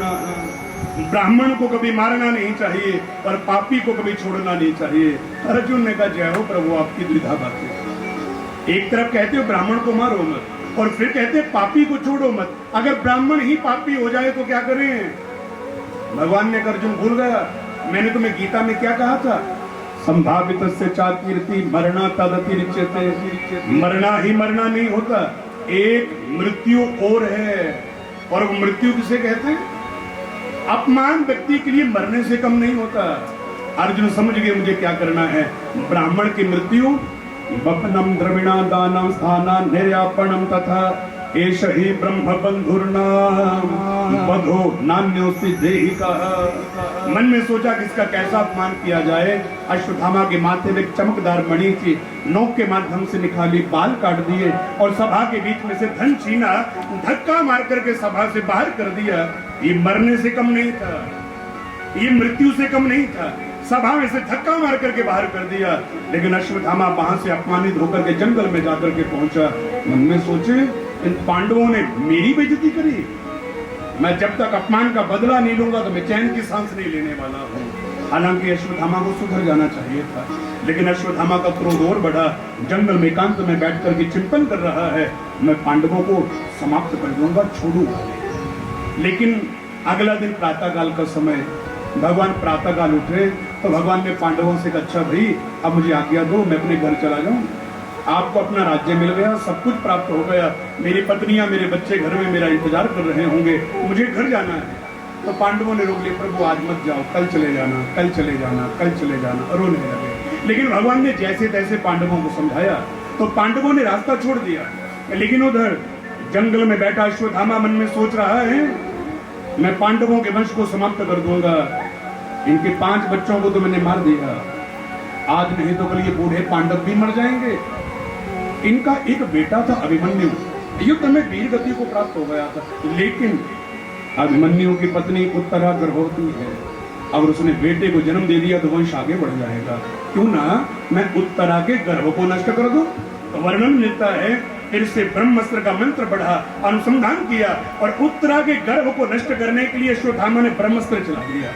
लेकिन जैसे ही यह ब्रह्मास्त्र उत्तरा के गर्भ में जाकर के प्रविष्ट हुआ है, उधर भगवान अपने रथ में बैठ करके द्वारिका को चल रहे थे, सभी को अभय मुद्रा दिखा रहे हैं, आशीर्वाद दे रहे हैं। और उधर उत्तरा के गर्भ में ब्रह्मास्त्र का प्रवेश हो गया, गर्भ जलने लगा, नष्ट होने लगा, यथाविधि वेदना बढ़ने लगी। उत्तरा रो रही है, कोई सुनने वाला नहीं है, कोई समझ नहीं पा रहा कि उत्तरा को क्या हुआ। उत्तरा और रोते रोते दरबार पर बढ़ने लगी और पाहि पाहि महायोगिन देव देव जगतपते नान्यम पद भयम पश्वे यत्र मृत्यु परस्पर। पाहि माम चिल्लाती चिल्लाती उत्तरा आज कन्हैया के रथ के आगे आकर के गिर गई और रथ के आगे गिर करके कहा कन्हैया रक्षा करो रक्षा करो रक्षा करो। और रो करके कहा कन्हैया महाभारत के युद्ध में पांडवों का साथ देना व्यर्थ चला जाएगा अगर मेरे गर्भ में पल रहे बच्चे को नहीं बचा पाए। मेरे गर्भ की वेदनाएं बढ़ रही हैं, मुझे कुछ हो जाए फर्क नहीं पड़ता, पांडवों का वंश आगे बढ़ना चाहिए, उसके लिए आप मेरे बच्चे को बचा लो, आप इसकी रक्षा कर लो, आप इसकी रक्षा कर लो कहकर के रोने लगे। भगवान ने कहा उत्तरा धैर्य रख, सब ठीक होगा, आंखें बंद कर भगवान का ध्यान कर। उत्तरा ने विपरीत परिस्थिति में आंखें बंद करी, भगवान का ध्यान करने लगी। भगवान ने सूक्ष्म सा रूप धारण किया, उत्तरा के गर्भ में जाकर के पहुंचे, सुदर्शन चक्र के माध्यम से ब्रह्म अस्त्र को शांत कर दिया। अच्छा ध्यान देना, लेकिन ब्रह्म अस्त्र को शांत करके जब भगवान बाहर आए, एक उत्तरा आंखें खोल कैसा महसूस कर रही है। उत्तरा ने आंखें खोली, पहले से अच्छा महसूस कर रही है।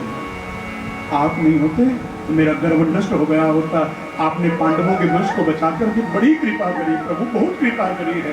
भगवान ने कहा मैंने कुछ नहीं किया, मैंने कुछ नहीं किया, ये तुम्हारी भक्ति है, ये तुम्हारा सकारात्मक चिंतन है जिससे सब कुछ सही रहा। अच्छा हर विषय को यथाविधि मेरे से मत जोड़ा करो, अब मैं घर जा रहा हूँ। ये कह करके भगवान फिर अपने रथ में बैठे, पांचों पांडव यथाविधि फिर आगे आगे। प्रभु विलंब हो गया, आज मत जाओ, कल चले जाना, कल चले जाना, कल जाना, कल जाना कह करके रोने लगे, रोकने लगे। भगवान ने पांडवों को समझाया कल भी जाना ही है, आज भी जाना ही है, आज जाने दीजिए। ये कह करके भगवान ने पांडवों को मनाया, लेकिन जब पांडवों को मना करके भगवान आगे बढ़ने लगे तो भगवान की नजर पड़ी, बड़ा दूर मां कुंती खड़ी है। भगवान ने आवाज लगाई, बुआ बड़ी दूर खड़ी है। रथ से उतरे, पास चले गए, फिर कहा बुआ आज तक मेरे भाइयों ने मुझसे जो मांगा ना, मैंने इनको सब कुछ दिया, तूने कुछ नहीं मांगा। आज मैं अपने घर जा रहा हूँ, जाते जाते अपनी बुआ को कुछ देना चाहता हूँ, मांग, तुम्हें क्या चाहिए। कुंती ने कहा कन्हैया सच बताऊं, जो मांगूंगी सो मिलेगा क्या। अरे बुआ तू मांग तो सही, तेरे मांगने में विलंब हो सकता है, मेरे प्रदान करने में विलंब नहीं हो सकता। तो कुंती ने कहा कन्हैया मेरी प्रार्थना यह है, तो मुझे छोड़ करके मत जा, तेरे बिना मन नहीं लगेगा, तू यहीं रुक जा, जब तक मैं जीवित हूँ तो मुझे छोड़ करके मत जाना। कन्हैया ने कहा बुआ क्या मांग रही है, मुझे तो जाना पड़ेगा, मेरे घर वाले, मेरी पत्नी, बच्चे मेरा इंतजार कर रहे होंगे, कुछ और मांग लेना। तो कुंती ने कहा कन्हैया अगर कुछ और देना चाहता है तो एक काम कर, विपदः सन्तु न शस्व। अगर मुझे कुछ और देना चाहता है तो एक काम कर, थोड़े से दुख दे दे, थोड़े से कष्ट दे दे, परेशानियां दे दे। क्योंकि मैंने देखा, क्योंकि जब जब मेरे जीवन में दुख रहे तुम मुझे छोड़कर भी नहीं गए। आज बच्चों को उनका राज्य मिल गया और मेरी पुत्र वधू का गर्भ बच गया, घर में हर जगह खुशी है, हर जगह शुभ सूचक समाचार मिल रहे हैं, लेकिन तुम हमें छोड़ करके जा रहे हो। ऐसा सुख मुझे नहीं चाहिए जिसमें भगवान हमसे दूर हो जाए। प्रार्थना करके कहा अपने बुआ को दुख दे दो, क्योंकि मैंने देखा दुखों में तुम हमें कभी भी छोड़ करके नहीं गए हो। ये बात जब कोई कन्हैया ने तो बुआ क्या मांग रही है, दुख तो मैं किसी को देता ही नहीं हूँ। व्यक्ति अपने कर्मों के बंधनों में बंद करके दुखों का भोग पाता है, मैं दुख नहीं देता। लेकिन बुआ तूने मांगा ही ऐसा है जो मेरे पास देने के लिए है नहीं है। अच्छा सुन, ज्यादा जिद कर रही है, नहीं जाऊंगा, खुश। मां कुंती बड़ी प्रसन्न हुई, मेरे कहने से कन्हैया रुक गए। लेकिन कन्हैया के रुकने का कारण एक नहीं है, कन्हैया के रुकने के कारण और भी है। कन्हैया को कुछ काम याद आ गए। पहला कारण कन्हैया के रुकने का मां कुंती है, और दूसरा कारण युधिष्ठिर। युद्ध होने से पहले अर्जुन को विषाद हुआ, भगवान ने गीता सुनाई तो समाधान हो गया। युद्ध होने के बाद युधिष्ठिर को विषाद हुआ। युधिष्ठिर को लग रहा था मेरे अपने सब मारे गए, इनके मरने के बाद मैं राजा कैसे बनूंगा, मैं शोभा नहीं दूंगा, ये सोच करके चिंतित है, मैं राज्य का निर्वहन कैसे करूंगा। तो कन्हैया ने सोचा अर्जुन छोटा था, मैंने उसको समझाया तो वो समझ गया, युधिष्ठिर बड़े हैं ये नहीं समझेंगे, इनको लगेगा ये कल का बच्चा हमें समझाएगा, तो इनके ऊपर मेरी बातों का प्रभाव नहीं पड़ेगा। सोचा इनको किसी के पास समझाने के लिए ले जाना होगा। तीसरा कारण, भीष्म पितामह राजनीति के मर्मज्ञ विद्वान है। सोचा भीष्म पितामह अगर पांडवों को शिक्षा देंगे तो पांडव समझ जाएंगे। ये सोच करके वर्णन लेता है भगवान ने यात्रा रोक दी। भगवान हस्तिनापुरी में रुके, लेकिन अगला दिन प्रातःकाल भगवान पांडवों को द्रौपदी के साथ यथाविधि लेकर के जंगल में जाकर के पहुंचे, जहां रणभूमि में अश्वत्थामा शरशैया पर लेटे हुए हैं। और जब उनके पास जाकर के पहुंचे, यहाँ वर्णन मिलता है भगवान ने युधिष्ठिर से यथाविधि प्रार्थना करे, राजनीति के मर्मज्ञ विद्वान हैं, इनसे पूछ ले को ज्ञान लेना है। तो पांडवों ने राजनीति की शिक्षा मांगी, तो भीष्म पितामह ने पांडवों को राजनीति का धर्म सिखाते हुए राजधर्मान, दान धर्मान, मोक्ष धर्मान, विभागशः, स्त्री धर्मान, भगवत धर्मान, सभ्यास योगता, राजधर्म का, दान धर्म का, मोक्ष धर्म का, स्त्री धर्म का, भगवत धर्म का, 5 प्रकार के राजनीति के धर्मों का भीष्म पितामह ने पांडवों को ज्ञान दिया। और पांडवों को राजनीति का ज्ञान देने के बाद निगाहें घूमी कन्हैया की ओर, और वे कन्हैया को देख करके कहा, कन्हैया अब इनका काम हो गया, मेरा भी काम कर दे। कन्हैया ने कहा, आप बताओ पितामह आपका क्या काम है? कहा, तो जब तक मेरे प्राण नहीं निकलते आप मुझे छोड़ करके मत जाना, मेरे सामने खड़े रहना, ताकि मेरे अंदर से ज्योति निकल करके आप में जाकर के विलीन हो जाए। ये कह करके भीष्म पितामह भगवान का गुणगान करने लगे हैं। अच्छा ध्यान देना, यह जो गुणगान भीष्म पितामह ने किया है, भागवत इसे भीष्म स्तुति कहता है। और भीष्म स्तुति वर्णन मिलता है, शास्त्र कहते हैं जो व्यक्ति भीष्म स्तुति का गान करता है, यह श्रवण भी करता है, ऐसे व्यक्ति की जिंदगी में भगवान श्री कृष्ण की प्राप्ति उसे जरूर होती है। और अगर ऐसी बात है तो आइए हम आप सब लोग मिलकर के भीष्म स्तुति का गान करते हुए, ये श्रवण करते हुए वाणी को फिर विराम की ओर लेकर के चले। बोले बांके बिहारी लाल की, श्री राधा रमण सरकार की। बड़े भाव से मीठी मीठी तालियों से झूमते हुए सदैव देव भगवान प्रतीक्षता कले वरुया बदिदं विनम्यहं प्रसन्नः सारुणलोचलोलसन् मुखाम्बुजो ध्यानपतश्चतुर्भुज।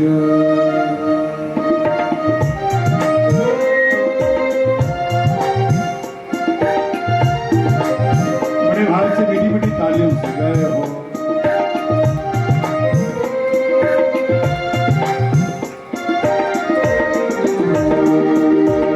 श्रीमती रूप कल्पिता वितृष्णा भगवती सात्वत पुंगवे विभूमि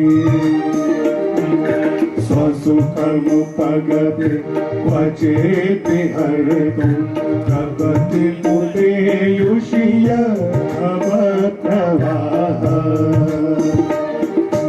हरे कृष्ण कृष्ण कृष्ण हरे हरे, हरे राम राम राम हरे हरे, हरे कृष्ण कृष्ण कृष्ण हरे हरे, हरे राम राम राम हरे। त्रिभुवन कमलं तमालभरणं रविकर गौरवराम्बरं दधाने। कपुरल ककुला वितानराजं विजय सखे रतिरस्तु मे नभद्या। हरे कृष्ण कृष्ण कृष्ण हरे हरे, हरे राम राम राम हरे हरे, हरे कृष्ण कृष्ण कृष्ण हरे हरे। बड़े भाव से गाइए, हरे राम राम हरे। युधि तुरे करे जो विनोद भीष्म, चलो लेता क्षमवार लंघिता से। दशरथ विवेक मान बची बिलस तब चेतु कृष्ण भगवान।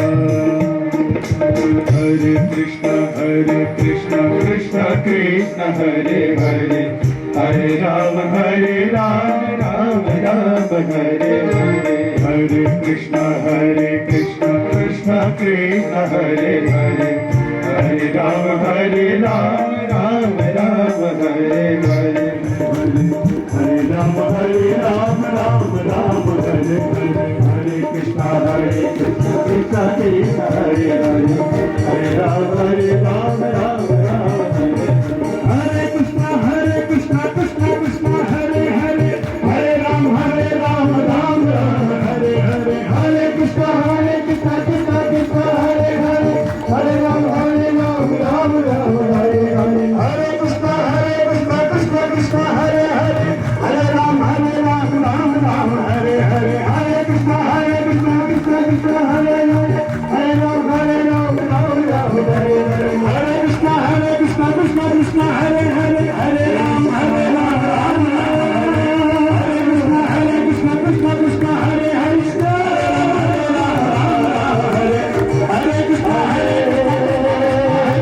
राम हरे हरे। कृष्ण कृष्ण हरे हरे, हरे राम राम हरे हरे।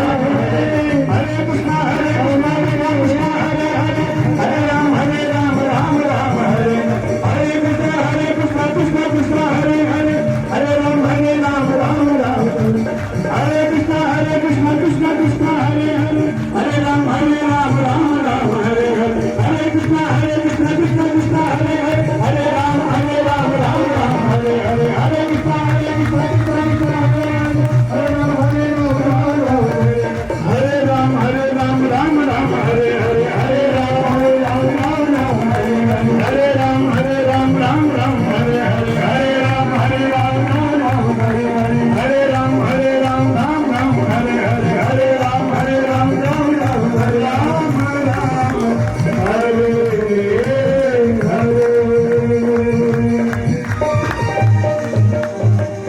बोलिए बंके बिहारी लाल की जय, श्री भागवत भगवान की जय। बोले बंके बिहारी लाल की।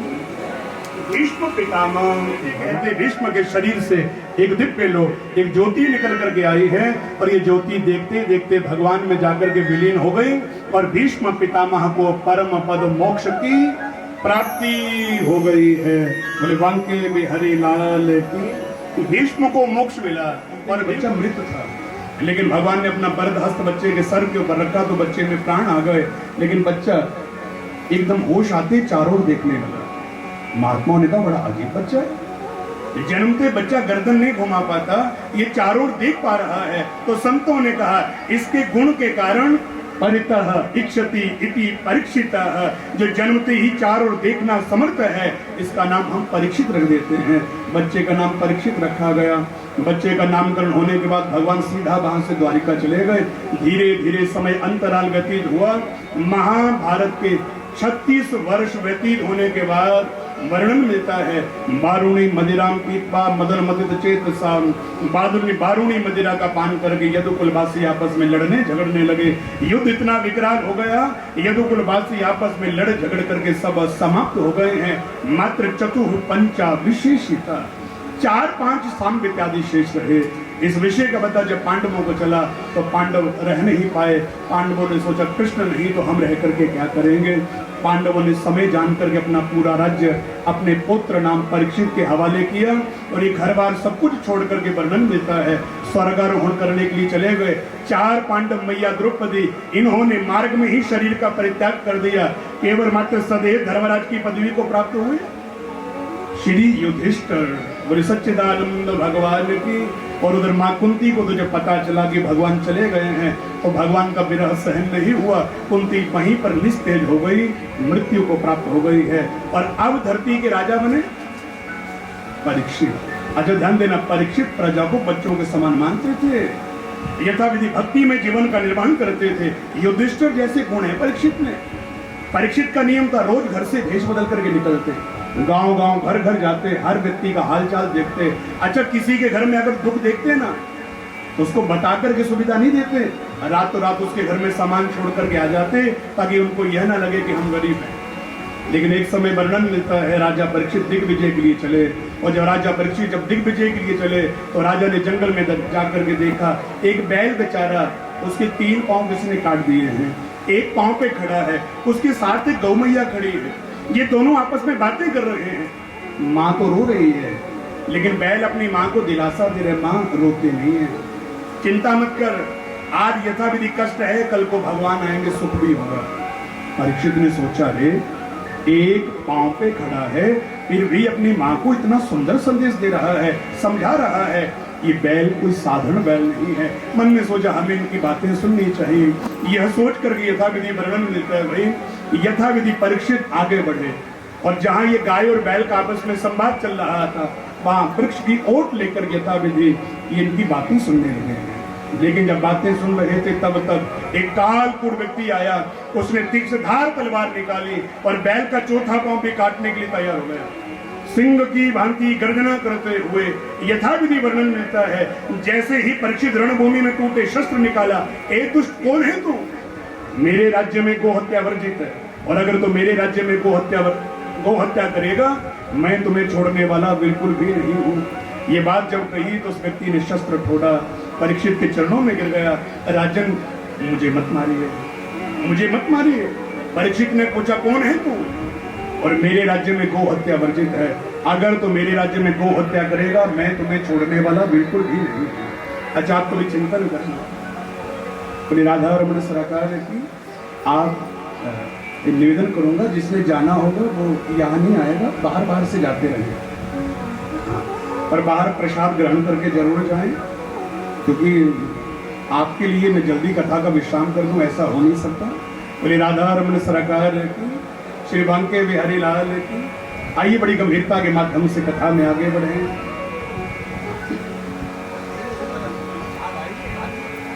लाल की, श्री राधा रमन सरकार की। आइए बड़ी गंभीरता के माध्यम से आगे बढ़े। आपके घड़ियों में 1:30 भी बजते हैं। आप लोग कितने बजे आए थे आज? 1 बजे जो लोग पंडाल में बैठ गए थे जरा हाथ उठाओ। 1 2 3 4 5। ये पक्की बात है। 1 बजे पंडाल में कोई नहीं था, वो कैमरा लगाया जिसको ऊपर मैंने, और मैं कमरे से देखता रहता हूँ।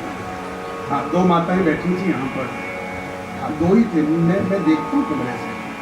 ये जो 5 बाकी हाथ उठे ये सारी बात में है। कल से कोशिश करनी है, बड़े समय से आना है ताकि समय से कथा प्रारंभ हो। लेकिन एक निवेदन और कर रहा हूँ, कथा का जरूरी नहीं है कि 5 बजे का समय तो 5 बजे विश्राम हो जाएगी। मैं अपनी तरफ से कोशिश करता हूँ, लेकिन अगर 5 बजे ना विश्राम हो तो भाई 5:30 भी हो सकते हैं, 6 भी हो सकते हैं, क्योंकि जब तक कथा पूरी नहीं होगी मैं बीच में विराम नहीं दे सकता। कथा के अपने पड़ाव सत्र में श्रवण करेंगे। आइए सभी अपने अपने स्थान पर खड़े होकर दिव्य आरती का दर्शन करें। शेष चर्चा कल के सत्र में। बोले बांके बिहारी लाल की।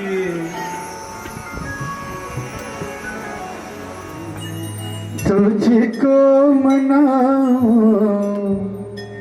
बाकी बिहारी देवी आरती का, बाकी बिहारी देवी आरती का,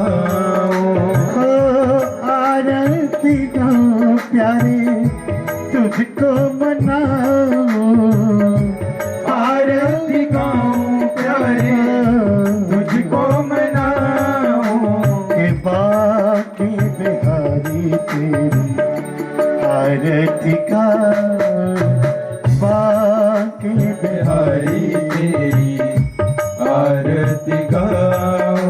कमर मुकुट माथे पे सोए, मोर मुकुट माथे पे सोए, तो प्यारी बंसरी मेरा मन मोहे, प्यारी बंसी मेरो मन मोहे,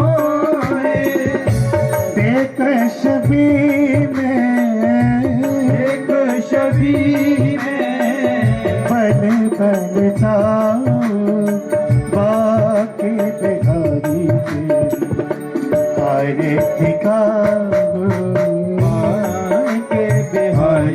तेरी आरती गाओ चरणों से निकली गंगा प्यारी, चरणों से निकली गंगा प्यारी, तो जिसने सारी दुनिया तारी, जिसने सारी दुनिया तारी, उन चरणों की मैं, उन चरणों के मैं दर्शन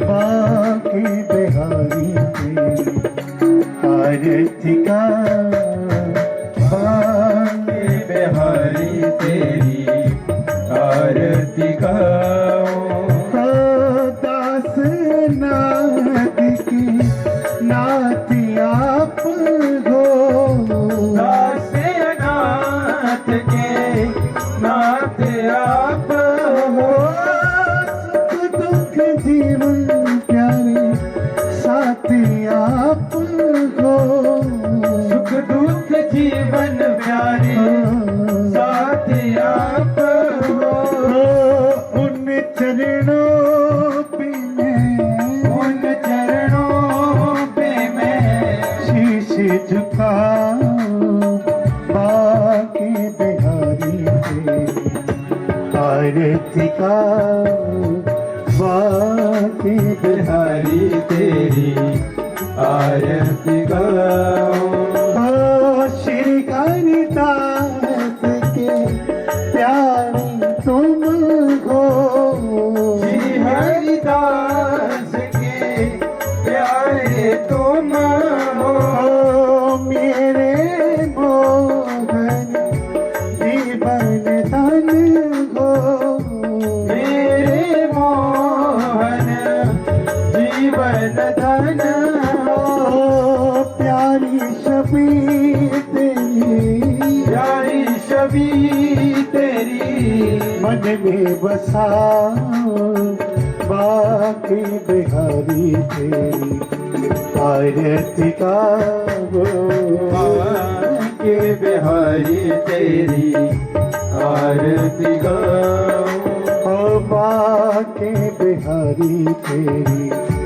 आरती गाओ, बाकी बिहारी तेरी आरती गाओ कर्पूर गौरम करुणावतारम संसारी सारम भुजगेन्द्रहारम सदा वसयतो गिरजारविन्दे अहं भवानी सहितं नमामि। त्वमेव माता पिता त्वमेव बन्धु च सखा त्वमेव बीजा तविरं त्वमेव सर्वं मम देवदेव। अच्युतं केशवं रामनारायणं कृष्णदामोदरं वासुदेवं हरे श्रीधरं माधवं गोपिकावल्लभं जानकीनायकं श्रीरामचन्द्रं भजे राधिकानायकं कृष्णं भजे पार्वतीनायकं श्रीभानुचन्द्रं भजे। मोरी बांके बिहारी लाल की जय, जोड़ी सरकार की जय। विनाश हो, सद्भावना हो, कल्याण हो, माता की सेवा हो, माता की सेवा हो, सरस्वती मैया की जय हो, माता धर्म की जय हो, जय करावीर बजरंगी हर हर महादेव। जय जय श्री राधे, जय जय श्री राधे, जय जय श्री राधे श्याम। सभी भक्तजन बड़े प्रेम भाव से माता के जाएंगे और सभी से प्रार्थना के भोजन खिला दिए हैं करके जाए। बोली सच्चे